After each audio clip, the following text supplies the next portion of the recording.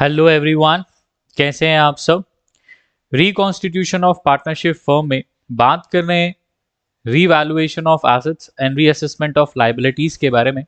आज का हमारा topic revaluation account.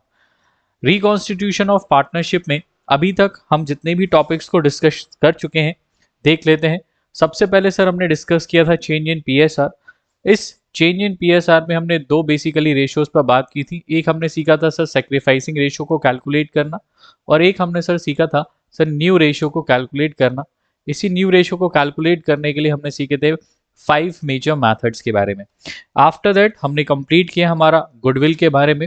Sir what is the meaning of goodwill, what will be the accounting standard, और कितने इसकी मेथड्स हैं, सारी की सारी चीज़ों को हमने क्या किया था, डिस्कस किया था।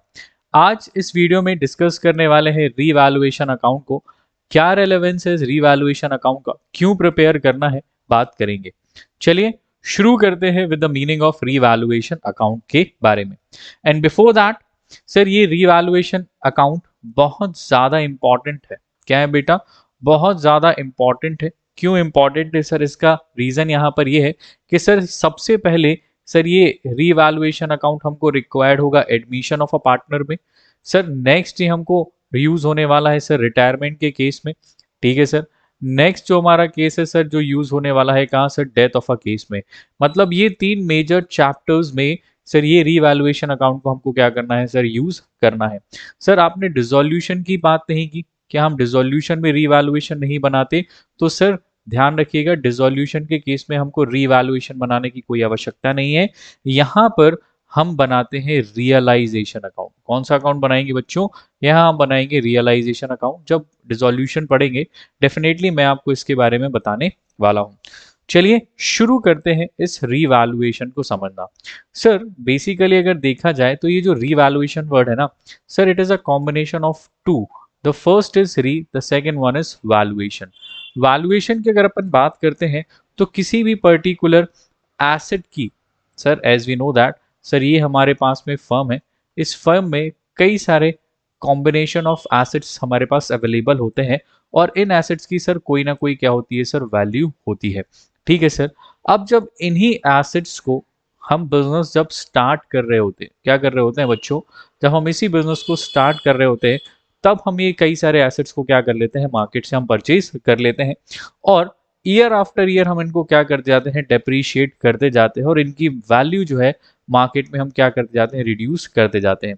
लेकिन क्या होता है सर, जब भी बात करते हैं किसकी, रिकॉन्स्टिट्यूशन की, किसकी बात करते हैं, जब भी हम बात करते हैं रिकॉन्स्टिट्यूशन की, हम वापस से जब क्या कर रहे हैं, हमारी पार्टनरशिप डीड को प्रिपेयर कर रहे होते हैं, तो इस केस में क्या होता है सर, जब भी हमारे पास कोई भी न्यू पार्टनर आता है, क्या होता है, जब भी कोई भी न्यू पार्टनर बिजनेस में क्या हो रहा होता है सर, हमारे बिजनेस में एंटर हो रहा होता है, तो उस केस में वो सर जो भी बिजनेस में जो एसेट्स होते हैं ना, इन एसेट्स की जो करंट मार्केट वैल्यू होती है, इसको जानने के लिए बहुत ज़्यादा रेडी रहता है।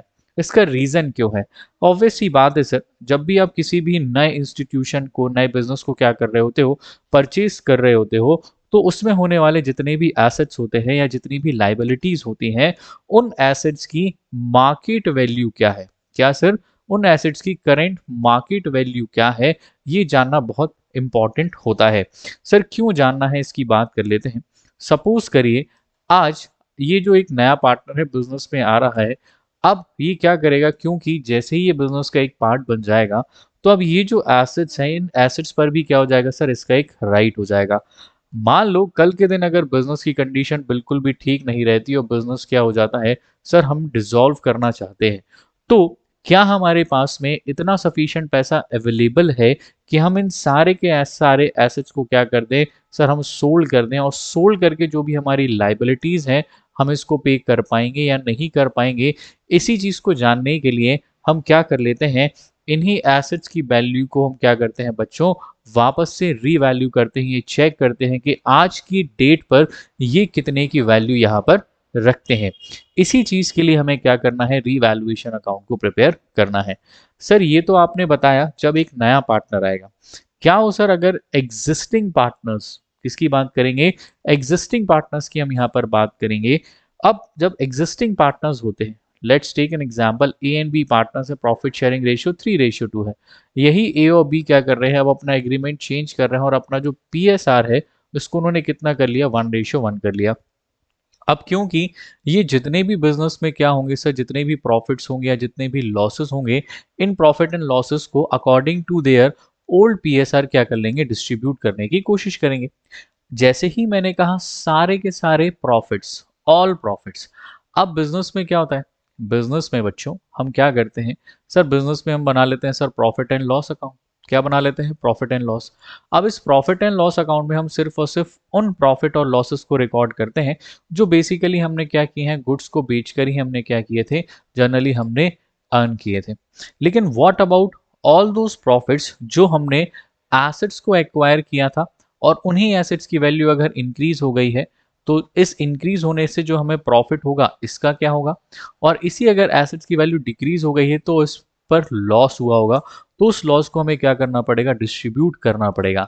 तो एक्चुअली अब इन्हीं एसेट्स और इन्हीं लाइबिलिटीज पर होने वाले प्रॉफिट्स और लॉसेस को हमें डिस्ट्रीब्यूट करना है, किसको, पार्टनर्स को। और इसी प्रॉफिट और लॉस को कैलकुलेट करने के लिए हम क्या बनाते हैं बच्चों, रीवैल्यूएशन अकाउंट हम यहाँ पर प्रिपेयर करते हैं।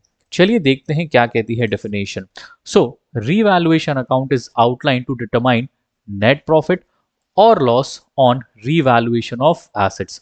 जैसे कि मैंने कहा, अगर कोई एसेट्स है जिसको हमने क्या किया था, at the beginning of the year में हमने इसको परचेज किया था कितने रुपीस का, 10,000 रुपीस का, और यही आज इसकी मार्केट में वैल्यू कितने की हो जाती है, आज इसकी मार्केट में वैल्यू 5,000 की हो जाती है।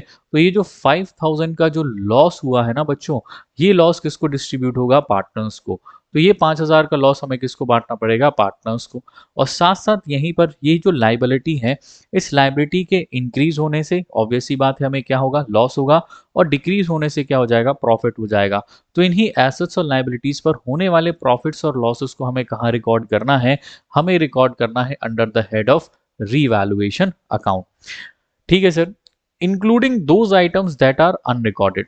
अब सर बिजनेस में कई सारे ऐसे एसेट्स होते हैं जनरली जिसको हम क्या नहीं करते सर, हम रिकॉर्ड नहीं करते।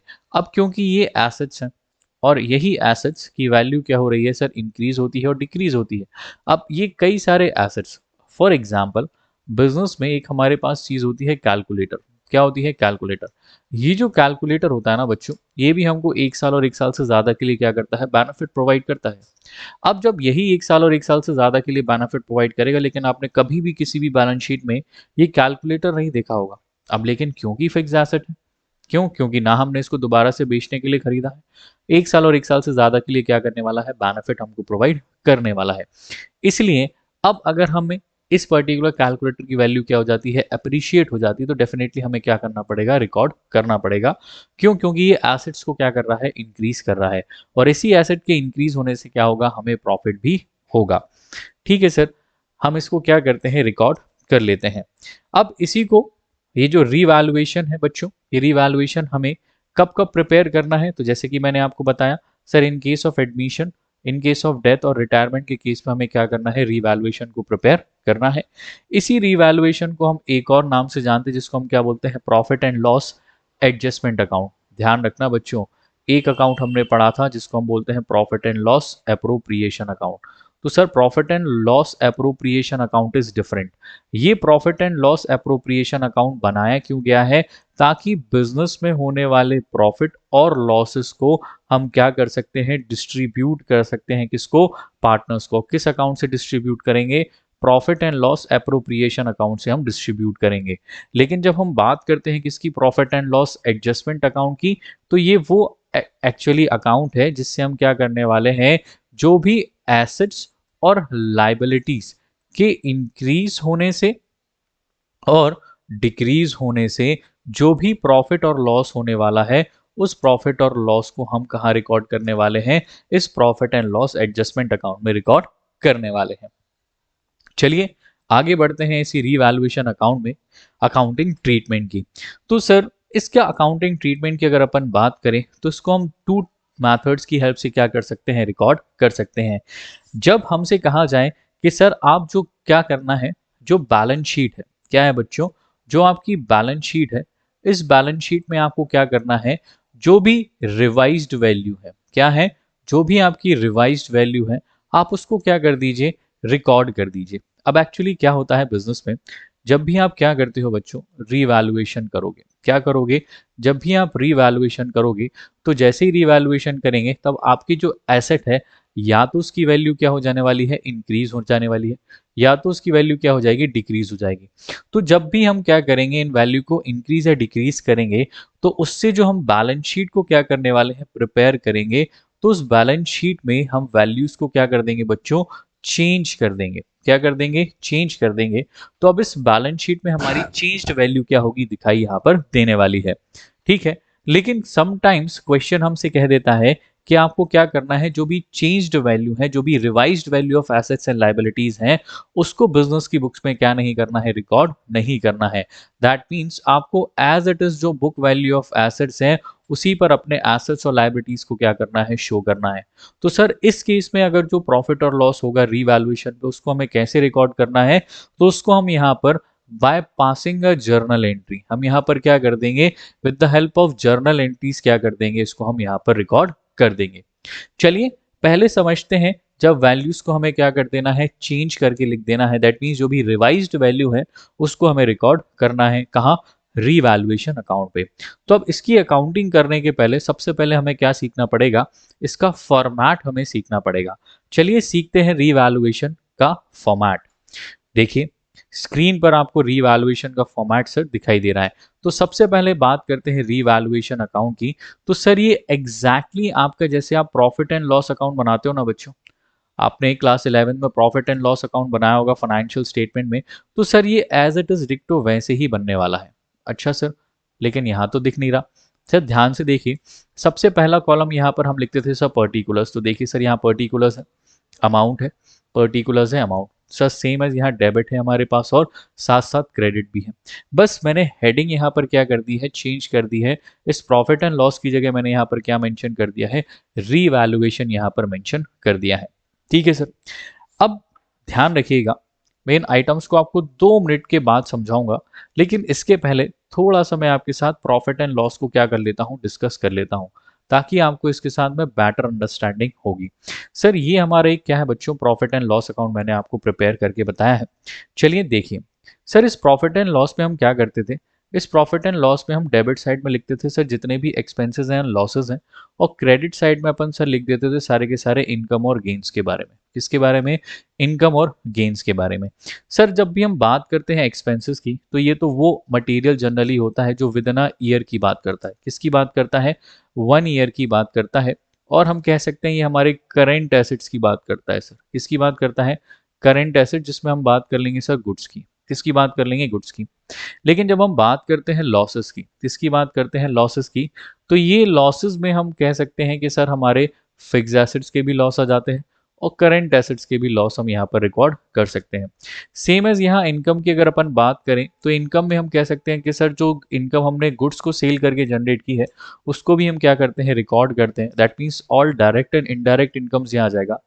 लेकिन जब हम बात करते हैं किसकी बच्चों, गेन्स की, किसकी बात करते हैं, गेन्स, तो सर ये नॉन रिकरिंग होते हैं। क्या होते हैं, नॉन रिकरिंग। और आप इनको बोल सकते हो जो इंसिडेंटल टू बिजनेस होते हैं, जो रेयरली कभी होते हैं। ऐसे ही बिजनेस में सर हम एसेट्स को जो सेल करते हैं या एसेट्स को हम परचेज करते हैं, ये हमारा रोज का काम नहीं होता है। ये हमारा कह सकते हैं इंसिडेंटल टू बिजनेस ही होता है। हम रेयरली ही कभी क्या करते हैं, इनको परचेज करते हैं और इसको हम सेल करते हैं। तो सर हमेशा आपको क्या करना है, यहाँ ध्यान रखना है, जब भी आप क्या करेंगे, बिजनेस से रिलेटेड जो भी आपको यहाँ पर लॉसेस होने वाले हैं, जैसे आप पी एंड एल अकाउंट में डेबिट साइड में लॉसेस को लिखते थे और पी एंड एल में क्रेडिट साइड में आप रिकॉर्ड करते थे क्या, गेन को। किसको रिकॉर्ड करते थे, गेन को। तो यहाँ रीवैल्यूएशन में भी क्या करना है बच्चों, आपको यही 2 चीजें क्या करनी है, याद रखनी है कि डेबिट साइड में जितने भी लॉसेस होंगे उसको हमें यहाँ रिकॉर्ड करना है, और क्रेडिट साइड में जितने भी गेन हमें हो रहे हैं उन सारे के सारे गेन को हमें कहाँ रिकॉर्ड करना है, क्रेडिट साइड में हमें रिकॉर्ड करना है। चलिए समझाता हूं कैसे करना है। चलिए देखते हैं। सर सपोज करते हैं, सबसे पहले हम बात करेंगे बच्चों किसकी, एसेट्स के बारे में। किसके बारे में, एसेट्स। सर मान लीजिए एक कोई एसेट है जिसकी वैल्यू कितने की है बच्चों, 10,000 रुपीज की एसेट है। यही 10,000 वाली एसेट की वैल्यू आज मार्केट में कितने की हो जाए सर, 12,000 की हो जाए। कितने की हो जाए सर, यही एसेट की वैल्यू अगर आज मार्केट में क्या हो जाए बच्चों, 12,000 की अगर हो जाती है, तो सर आप क्लियरली कह सकते हैं कि यहाँ पर जो एसेट है इस पर हमें क्या हो जाता है, 2,000 रुपीज का क्या हो जाता है, गेन हो जाता है। क्या हो जाता है, गेन हो जाता है। और अभी मैंने सिखाया जब भी आपकी गेन होते हैं वो गेन कहाँ रिकॉर्ड होते हैं, क्रेडिट साइड में। तो सर जब भी आपकी एसेट्स की वैल्यू क्या हो जाएगी बच्चों, इंक्रीज हो जाएगी, उसको हमें कहाँ रिकॉर्ड करना है, क्रेडिट साइड आपको रिकॉर्ड करना है। क्यों, क्योंकि ये आपके लिए किस चीज का पार्ट है, गेन का पार्ट है। यहीं पर सर अगर आपकी एसेट्स की वैल्यू कितनी हो जाती, अगर यही एसेट की वैल्यू आपकी 8,000 हो जाती, इस केस में आपको 2,000 रुपीज का बच्चों क्या हो जाता, सर लॉस हो जाता। और लॉसेस मैंने आपको बताया कहाँ रिकॉर्ड करना है, डेबिट साइड।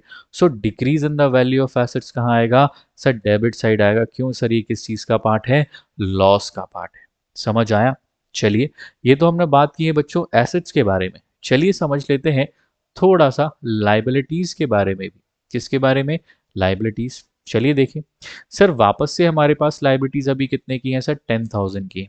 यही 10,000 वाली लाइबिलिटी को आज हमको कितने रुपीस पे करना है, 12,000।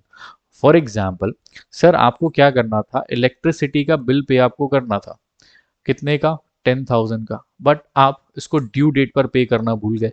इस केस में क्या हो जाएगा, आपको फाइन लग जाएगा। क्या लग जाएगा, फाइन। और जैसे ही फाइन लगेगा तो अब आपको एक्स्ट्रा अमाउंट पे करना है, कितने का, 2,000 का, और अब आपको कितना पे करना है, 12,000। तो भैया ये तो लॉस हो गया। क्या हो गया, लॉस। 2,000 रुपये एक्स्ट्रा पे करना है, हमारे लिए तो कहीं ना कहीं लॉस है। तो सर लॉसेस को कहाँ रिकॉर्ड करते हैं, हमने अभी सीखा, डेबिट साइड में। देखो जब भी लाइबिलिटी क्या हो जाएगी बच्चों, इंक्रीज हो जाएगी, तो उसको कहाँ रिकॉर्ड करना है हमको, डेबिट साइड में रिकॉर्ड करना है। क्यों, क्योंकि ये हमारे लिए किस चीज का पार्ट है, लॉस का पार्ट है। इसी जगह सर अगर यही 10,000 वाली लाइबिलिटीज को अगर आज हमें 8,000 पे करना हो, गवर्नमेंट ने हमको सब्सिडी दे दी। क्या दे दी, गवर्नमेंट ने सब्सिडी दे दी, या क्रेडिटर्स को जिसको हमें 10,000 का पेमेंट करना था उसने कहा यार तुम 8,000 ही दे दो, 2,000 रुपीज का क्या हो गया सर, ये हमें 2,000 रुपीज का गेन हो गया सर। गेन हो गया तो कहाँ रिकॉर्ड करेंगे सर, ये तो हम क्रेडिट साइड रिकॉर्ड करेंगे। Decrease in the value of liabilities कहाँ आएगा बच्चों, क्रेडिट साइड में आएगा। क्यों आएगा, क्यों, क्योंकि हमारे लिए गेन का पार्ट है। समझ आया। चलिए सर, इतना तो हमको समझ आ गया। इसी के साथ अब बात करते हैं किस चीज़ की, अनरिकॉर्डेड की। किसकी बात करते हैं सर, अनरिकॉर्डेड की बात करते हैं। अभी अनरिकॉर्डेड क्या है सर, ऐसी जनरली एसेट्स और लाइबिलिटीज जिसको हम क्या नहीं करते, रिकॉर्ड नहीं करते। मान लो सर ये मिस्टर ए हैं, इनके पास में क्या था सर, एक प्लॉट था। क्या था सर, इनके पास में एक प्लॉट था। अब इन्होंने जिस पर्सन से क्या किया था, प्लॉट खरीदा था, इसने क्या कर दिया, इनके ऊपर केस फाइल कर दिया। बोला नहीं कि यार ये प्लॉट आपका नहीं है, ये प्लॉट मेरा है, आपने हमको पूरा अमाउंट नहीं दिया और इसकी वजह से हम आपको इसका पोजेशन नहीं दे सकते। और ये कन्फ्लिक्ट में था, किस में था बच्चों, कन्फ्लिक्ट में था। अब कोर्ट ऑफ लॉ ने क्या कर दिया सर, कोर्ट ऑफ लॉ ने इसको मिस्टर ए के फेवर में क्या कर दिया, डिसीजन दे दिया और बता दिया कि यार यहाँ पर ए जी का ही ये क्या है, एक एसेट है। यहाँ पर ये जो बी पर्सन था ये क्या कर रहा था, इसका इलीगल पोजीशन था, तो अब इनका ये नहीं है। तो ये जो प्लॉट है वो किसका हो गया है सर, वो ए का हो गया है। अब क्योंकि कन्फ्लिक्ट में था तो ए बिजनेस में इसको शो नहीं कर सकता था, लेकिन अब क्योंकि इनके पास पूरी तरह से राइट्स आ गए हैं, कोर्ट ऑफ लॉ ने इनके फेवर में डिसीजन दे दिया है, तो ये एसेट किसकी हो गई, ए की। तो अब ये जो एसेट है वो एसेट क्या हो गई है बच्चों, इंक्रीज हो गई है। क्या हो गई है, एसेट इंक्रीज हो गई है। और जैसे ही एसेट्स इंक्रीज हो जाएगी सर, यहाँ पर गेन हो जाएगा। क्या हो जाएगा, गेन। और जब भी गेन होगा तो उसको हमें कहाँ रिकॉर्ड करना है, क्रेडिट साइड में हमें यहाँ पर रिकॉर्ड करना है, अनरिकॉर्डेड एसेट्स के नाम से। यहीं पर मान लो ये एसेट ए की नहीं थी, अगर यही कोर्ट ऑफ लॉ किसके फेवर में आंसर दे दे, बी के फेवर में आंसर दे दे, किसके फेवर में, बी के फेवर में आंसर दे दे कि यार ये जो प्लॉट है वो किसका है, बी का है। अब यहाँ पर बी को क्या करना पड़ेगा सर, ये जो एसेट्स तो उसको मिल ही जाएगी। अब ए को यहाँ पर प्लॉट देने के साथ साथ कॉम्पनसेशन भी क्या करना है, पे करना है, वो भी किसको, बी के लिए। तो इस केस में यहाँ पर ए भाई साहब के लिए ये तो क्या हो गया सर, इनके लिए तो लॉस हो गया। अब क्या ये लॉस पहले से रिकॉर्डेड था, नहीं सर, ये तो अभी हमको पता चला है। तो ये हमारे लिए किस चीज़ का पार्ट है, अनरिकॉर्डेड लाइबिलिटी का पार्ट है जो अब हमें क्या करना है, पे ऑफ करना है। हमारे लिए किस चीज़ का पार्ट है, लॉस का पार्ट है। और लॉसेस कहाँ आते हैं बच्चों, ये आते हैं सर डेबिट साइड में। इसीलिए हम इसे कहाँ रिकॉर्ड करेंगे, अनरिकॉर्डेड लाइबिलिटीज के नाम से हम यहाँ पर क्या कर देंगे बच्चों, रिकॉर्ड कर देंगे। ठीक है सर, ये सारा का सारा material increase in assets, decrease in liability, decrease in assets और इंक्रीज इन लाइबिलिटीज हमने रिकॉर्ड कर लिया। ठीक है सर, क्या रिकॉर्ड कर लिया, चलो इसको शॉर्ट में भी लिख लेते हैं। सर ये रहा हमारा रीवैल्यूएशन। सर एसेट जब भी इंक्रीज होगी तो क्रेडिट साइड में आएगी, एसेट जब भी डिक्रीज होगी तो कहाँ आएगी बच्चों, डेबिट साइड में। इसी जगह अगर लाइबिलिटी इंक्रीज होगी तो कहाँ आएगी, डेबिट साइड। लाइबिलिटी डिक्रीज होगी तो कहाँ आएगी, क्रेडिट साइड। सर किसी भी तरह से अनरिकॉर्डेड एसेट है तो वो कहाँ आएगा, क्रेडिट साइड। और अनरिकॉर्डेड लाइबिलिटी है तो ये कहाँ आएगा, डेबिट साइड। क्यों, क्योंकि सर लॉस है। अब सर यही प्रॉफिट और लॉस, ऑब्वियस सी बात है, कई सारा मटेरियल डेबिट में आ रहा है, कई सारा मटेरियल क्रेडिट में आ रहा है, तो definitely there will be a difference. तो अगर ये जो क्रेडिट साइड है, ये क्या है, क्रेडिट साइड है, अगर इस क्रेडिट साइड का टोटल ज़्यादा है और इस डेबिट साइड का टोटल कम आए, that means credit side exceeds the total of debit side, then there will be a difference in the debit side. तो इस डिफरेंस को आप किस नाम से रिकॉर्ड करोगे बच्चों, प्रॉफिट को। और ये प्रॉफिट हम किसको डिस्ट्रीब्यूट कर देंगे, पार्टनर्स को। किसको डिस्ट्रीब्यूट कर देंगे बच्चों, पार्टनर्स को डिस्ट्रीब्यूट करेंगे। तो सर ये कौन से पार्टनर्स को, ऑल पार्टनर्स को, ओल्ड पार्टनर्स को, या यहाँ पर हमारे पास कुछ सेक्रीफाइसिंग पार्टनर्स है। तो बच्चों ध्यान रखना, यहाँ पर हमें सिर्फ और सिर्फ ओल्ड पार्टनर्स को डिस्ट्रीब्यूट करना है। और किस रेशियो में डिस्ट्रीब्यूट करना है, ओल्ड रेशियो में ही यहाँ प्रॉफिट क्या हो जाएगा, डिस्ट्रीब्यूट हो जाएगा। सर अगर यहाँ पर डेबिट साइड का टोटल 19,000 आ जाए और क्रेडिट साइड का टोटल सिर्फ 10,000 आए, तो उस केस में 9,000 रुपीज यहाँ पर डिफरेंस आएगा क्रेडिट साइड में। और इस डिफरेंस को हम नोट करेंगे किस नाम से, in the name of loss. ये लॉस भी किसको डिस्ट्रीब्यूट होगा, ये लॉस भी डिस्ट्रीब्यूट होगा बच्चों किसको, पार्टनर्स को। किस रेशियो में सर, ओल्ड पार्टनर्स को। किस रेशियो में सर, ओल्ड रेशियो में हम क्या कर देंगे बच्चों, उसको डिस्ट्रीब्यूट कर देंगे। आई होप आपको ये जो फॉर्मेट ऑफ रीवैल्यूएशन है बहुत अच्छे से समझ में आया होगा। Next important is the journal entries of revaluation. चलिए देखते हैं जर्नल्स के बारे में। तो सबसे पहले अभी हमने देखा था कि सर जब भी एसेट्स क्या होती है, इंक्रीज होती है। क्या होती है सर, जब भी एसेट्स की वैल्यू क्या हो जाती है सर, इंक्रीज होती है, तो सर हम उसको कहाँ रिकॉर्ड करते हैं, क्रेडिट साइड में रिकॉर्ड करते हैं। एसेट जब भी डिक्रीज होती है तो कहाँ आता है सर, डेबिट साइड में रिकॉर्ड करते हैं। लाइबिलिटी इंक्रीज होगी डेबिट साइड में, लाइबिलिटी डिक्रीज होगी तो क्रेडिट साइड में, अनरिकॉर्डेड लाइबिलिटी डेबिट साइड में, और अनरिकॉर्डेड एसेट्स जो है वो आएंगे डेबिट साइड में। सर क्लास 11 में with the help of journals आपने लेजर्स तो बनाए होंगे, लेकिन अब यहाँ पर आपके पास में क्या है, एक लेजर दिया है। क्या दिया है, अब आपको लेजर्स दिया है और इस लेजर की हेल्प से आपको क्या करना है, जर्नल्स आपको प्रिपेयर करना है। तो सर बहुत सिंपल है, कैसे सर, यहाँ पर जितने भी क्रेडिट आइटम्स हैं, कौन से, ये वाले है ना, जितने भी हमारे क्रेडिट आइटम्स हैं, ये सारे क्रेडिट आइटम्स को हम क्या कर देंगे, डेबिट कर देंगे। और क्रेडिट किसको करेंगे, रीवैल्यूएशन को। इसी जगह जितने भी ये डेबिट आइटम्स हैं, इन सबको हम क्या कर देंगे, क्रेडिट कर देंगे। और डेबिट किसको कर देंगे, रीवैल्यूएशन को। अच्छा देखिए, तो सबसे पहले जब हम बात करते हैं, जब भी एसेट्स की वैल्यू क्या होगी बच्चों, इंक्रीज होगी। क्या होगी, इंक्रीज होती है। हमने अभी सीखा था, जब भी एसेट्स की वैल्यू क्या होती है सर, इंक्रीज होती है, उसको हम रीवैल्यूएशन में कहाँ रिकॉर्ड करते हैं, क्रेडिट साइड। तो यहाँ पर जर्नल क्या पास होगा, जो भी एसेट है, क्या है सर, जो भी एसेट है उस एसेट्स को हमें यहाँ पर क्या करना है सर, इसको हमें डेबिट करना है। और क्रेडिट किसको कर देंगे हम, रीवैल्यूएशन को। तो एंट्री होगी by concern assets account debit to revaluation account. इसी जगह अगर एसेट डिक्रीज हो रही हो, तो एसेट डिक्रीज होती तो कहाँ आती बच्चों, डेबिट साइड। तो इस केस में हम डेबिट किसको करने वाले हैं, रीवैल्यूएशन को। क्रेडिट किसको करेंगे, उस रिस्पेक्टिव एसेट को हम यहाँ पर क्या कर देंगे, क्रेडिट कर देंगे। सर आपने रूल भी तो सीखा था, क्या रूल सीखा था सर, जब भी एसेट्स की वैल्यू इंक्रीज होती है कहाँ आती है, डेबिट साइड। जब भी एसेट्स की वैल्यू डिक्रीज होती है वो कहाँ आती है, क्रेडिट साइड। तो इसी रूल को हम क्या करते जाएंगे, फॉलो करते जाएंगे। और ये सारा का सारा journals with the help of revaluation account हमें क्या कर लेना है, रिकॉर्ड कर लेना है। चलिए आगे बढ़ते हैं। कुछ मटेरियल हमारे पास क्वेश्चन में, जब भी एग्जामिनर हमसे कई बार इन्हीं एसेट्स की वैल्यू को इंक्रीज करना और डिक्रीज करने को कई अलग अलग वेराइटी से हमसे कह सकता है। चलिए समझते हैं। सर अभी हमने सीखा कि सर हमारे पास में जो एसेट्स हैं और हमारे पास में जो लाइबिलिटीज हैं, क्या है सर, हमारे पास ये जो एसेट्स हैं और साथ साथ हमारे पास सर जो लाइबिलिटीज हैं, इन एसेट्स की वैल्यूज क्या हो सकती हैं सर, ये भी इंक्रीज हो सकती हैं। और सर यही एसेट्स की वैल्यू क्या हो सकती है सर, डिक्रीज हो सकती है। सेम एज लाइबिलिटीज की भी बात करें तो सर लाइबिलिटी की वैल्यू भी क्या हो सकती है सर, इंक्रीज हो सकती है, और ये भी क्या हो सकती है सर, डिक्रीज हो सकती है। लेकिन पॉइंट यहाँ पर ये है कि सर एग्जामिनर कितने अलग अलग तरीके से हमको ये इंक्रीज और डिक्रीज बता सकता है। चलिए सीखते हैं।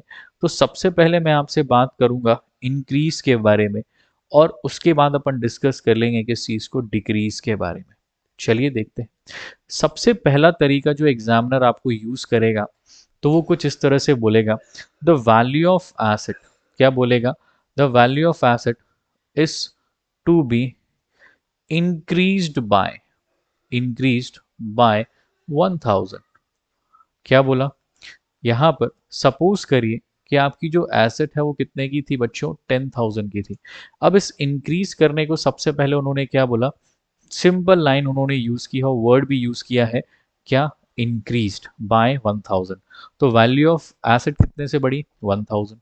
सर इसी लाइन को वो यूज कर सकते थे, value of asset is to be increased की जगह लिख सकते थे एप्रिशिएटेड बाय, क्या लिख सकते थे, एप्रिशिएटेड बाय 1000। ठीक है सर।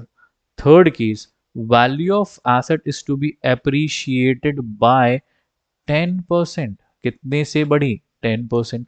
चौथा तरीका हो सकता है sir, value of asset is to be appreciated, क्या बोला है सर, एप्रिशिएटेड अप टू 11,000। अब सर ये अप टू 11,000 का मतलब क्या होता है, हमेशा ध्यान रखना बच्चों, एक चीज होती है इंक्रीज्ड बाय 1000, इसका मतलब होता है 1,000 रुपए से बढ़ना, और एक होता है इंक्रीज्ड अप टू 11,000, मतलब 10,000 से 11,000 तक क्या हो गई है बेटा, वैल्यू इंक्रीज हो गई है। तो इंक्रीज कितने से हुई है, 1,000 रुपीज से यहाँ पर वैल्यू इंक्रीज हुई है। तो हमेशा ध्यान रखना, रीवैल्यूएशन अकाउंट में सिर्फ और सिर्फ हमें डिफरेंस ही नोट करना है कि पहले कितनी थी और अब कितनी है, दोनों के बीच का डिफरेंस ही हमारा क्या है, प्रॉफिट और लॉस है, और उसी को हमें क्या करना है, रिकॉर्ड करना है। सर और कितने तरीके से ये हमसे कह सकते हैं, तो हमसे कह सकते हैं सर ओवर वैल्यूएशन है, क्या है सर, ओवर वैल्यूएशन है। सर एक हमसे कह सकते हैं सर अंडर वैल्यूएशन है, क्या है सर, एक हमसे कह सकते हैं एसेट की वैल्यू ओवर वैल्यूड है, एक हमारी वैल्यू है अंडर वैल्यू। एक हो सकता है सर ओवर एस्टिमेटेड, क्या हो सकता है सर, ओवर एस्टिमेटेड, या इसी को आपसे बोल सकते हैं ओवर रेटेड है। इसी में वो आपसे कह सकते हैं अंडर एस्टिमेटेड है, क्या है बच्चों, अंडर एस्टिमेटेड है। और साथ साथ आपसे क्या बोल सकते हैं सर, साथ साथ आपसे कह सकते थे कि अंडर रेटेड है, क्या है, अंडर रेटेड।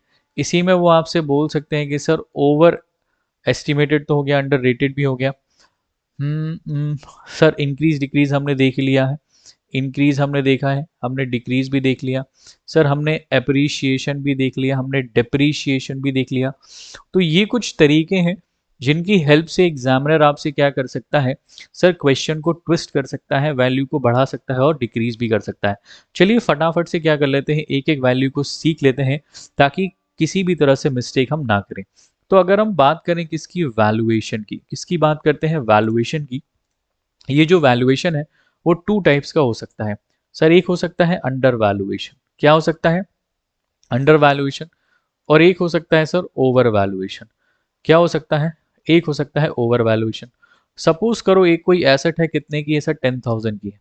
यही 10,000 वाली एसेट्स को आप मानकर चल रहे थे कि वो मार्केट में कितने की बिकेगी सर, 2,000 सॉरी 8,000 रुपीज की सेल आउट होगी, कितने की बिकेगी, 8,000 की बिकेगी। लेकिन जब आप मार्केट में बेचने गए तो एक्चुअली वो कितने में सेल आउट हुई, 10,000। दैट मीन्स उसने आपको 2,000 रुपीज का क्या दिया, प्रॉफिट दिया, क्या दिया, प्रॉफिट। आप 10,000 रुपए वाली एसेट को मानकर चल रहे थे वो कितने की बिकेगी, 8,000 की। दैट मीन्स आप उसको अंडर वैल्यू कर रहे थे। कहीं ना कहीं जब वो सेल होगी तो कितने में बिकेगी, 10,000 रुपीज में बिकेगी। दैट मीन्स इस केस में जो आपकी एसेट है वो क्या हो जाएगी सर, इंक्रीज हो जाएगी कितने से, 2,000 से। और उसको कहाँ रिकॉर्ड किया जाएगा, क्रेडिट साइड में रिकॉर्ड किया जाएगा। इसी जगह यही 10,000 वाली एसेट्स को आप मानकर चल रहे थे कि कितने में बिकेगी सर, 12,000 में बिकेगी। दैट मीन्स आप उसको क्या कर रहे थे, ओवर वैल्यू कर रहे थे। क्या कर रहे थे, ओवर वैल्यू कर रहे थे। लेकिन जब ये मार्केट में सेल होगी तो कितने में सेल होगी, 10,000 में ही। तो इस केस में आप रिकॉर्ड करोगे आपको क्या हो गया है, 2,000 रुपीज का लॉस हो गया है। That means in case of over valuation जो एसेट्स है उसकी वैल्यू क्या हो जाती है, रिड्यूस हो जाती है। उसको कहाँ रिकॉर्ड किया जाएगा सर, रिकॉर्ड किया जाएगा debit side of revaluation account में।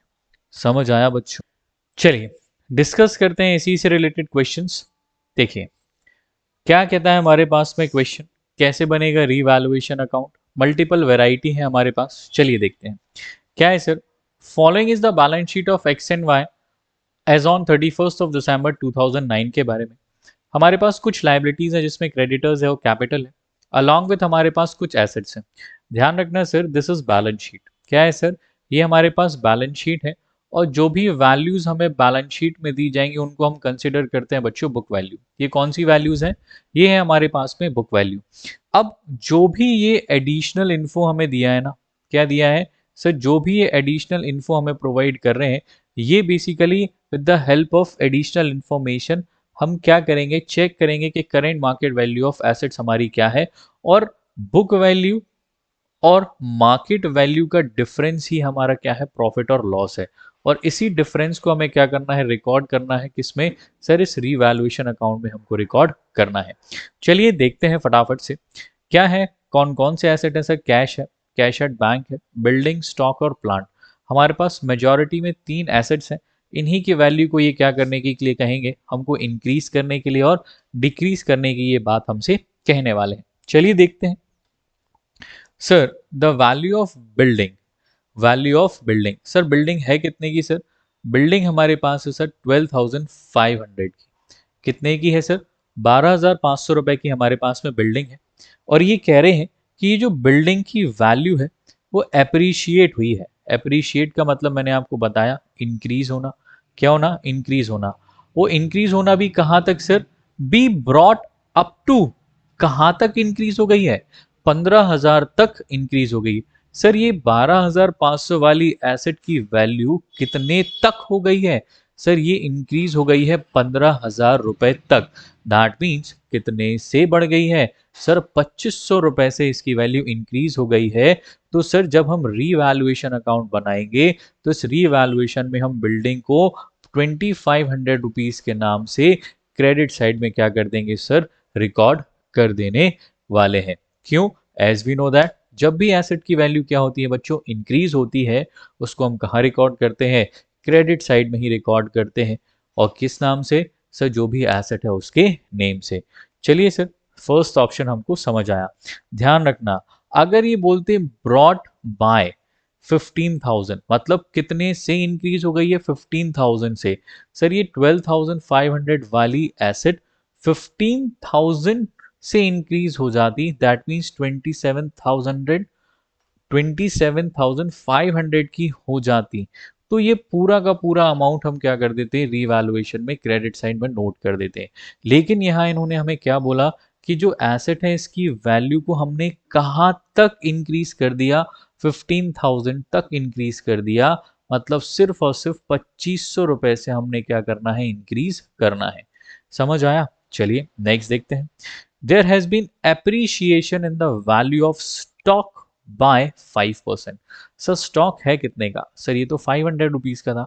सर इसकी वैल्यू को कितने से अप्रिशिएट किया गया, 5% से अप्रिशिएट किया गया। दैट मीन्स 25 रुपीज से स्टॉक की वैल्यू क्या हो गई है, इंक्रीज हो गई है। और अब ये कितने का हो गया है, 525 का हो गया है। तो रीवैल्यूएशन अकाउंट में हम कितना रिकॉर्ड करेंगे सर, हम स्टॉक के नेम से 25 रुपीज क्या करने वाले हैं, रिकॉर्ड करने वाले हैं। ठीक है सर। नेक्स्ट क्या है sir, the value has been increase in the value of the plant by 1750। Sir plant था कितने का सर, 3000 रुपीज का प्लांट था और वैल्यू कितने से इंक्रीज हुई है सर, 1750 से इंक्रीज हुई है। तो आज इसकी मार्केट वैल्यू हो गई है कितने की बच्चों, 4750। 3000 वाला प्लांट हो कितने का गया है, 4750 का हो गया है। कितने से इंक्रीज हुआ है, 1750 से इंक्रीज हुआ है। तो रीवैल्यूएशन में इस प्लांट को हम किस नेम से लिखेंगे, कितने अमाउंट से लिखेंगे सर, 1750 से हम यहाँ पर रिकॉर्ड करने वाले हैं। ठीक है सर। नेक्स्ट क्या है, next is the value of building be appreciated by 120%, 120% से बढ़ गई है। सर बिल्डिंग की वैल्यू, बिल्डिंग कहाँ गया सर, ये रहा बिल्डिंग। सर ये 12,500 वाली बिल्डिंग कितने परसेंट से, 120% से इंक्रीज हो गई है। तो सर इसका 120% कितना आने वाला, कितना आएगा बच्चों, सर ये आएगा 15,000। कितना आएगा सर, 15,000। तो ध्यान रखना, अब यहाँ वैल्यू ऑफ बिल्डिंग जो है वो कितने से अप्रिशिएट हुई है, 120%। मतलब ये 12,500 वाली एसेट कितने रुपए से बढ़कर, 15,000 रुपए से बढ़कर हो कितने की गई है, 27,500 रुपीज की हो गई है। ध्यान रखिए। चलिए नेक्स्ट देखते हैं। Next is the value of building be increase to 120%। एक में था बाय 120%, 12,500 वाली एसेट 15,000 रुपए से बढ़कर 27,500 की हो गई थी सर। 120% से इंक्रीज हुई थी, 27,500 की हो गई थी। यहाँ इंक्रीज हुई है 120% तक, मतलब 12,500 की एसेट 15,000 रुपए तक बढ़ गई है। तो कितने से बढ़ी सर, 2500 रुपए से बढ़ी। तो इस केस में रीवैल्यूएशन में यहाँ आएगा 15,000, इस केस में रीवैल्यूएशन में कितना आएगा बच्चों, 2500 रुपए क्या करने वाले हैं, रिकॉर्ड करने वाले हैं। ठीक है। अब नेक्स्ट 3 पॉइंट आप क्या करेंगे, मुझे कमेंट बॉक्स में आंसर देंगे कि इसको हमें कहां पर रिकॉर्ड करना है, डेबिट साइड में रिकॉर्ड करना है, क्रेडिट साइड में रिकॉर्ड करना है, कितना अमाउंट यहां पर आने वाला है, ये आप मुझे कमेंट बॉक्स में आंसर करने वाले हैं। साथ में अगर आपको मेरे वीडियोस पसंद आते हैं तो इन वीडियोस को लाइक करिए, शेयर करिए और सब्सक्राइब करिए।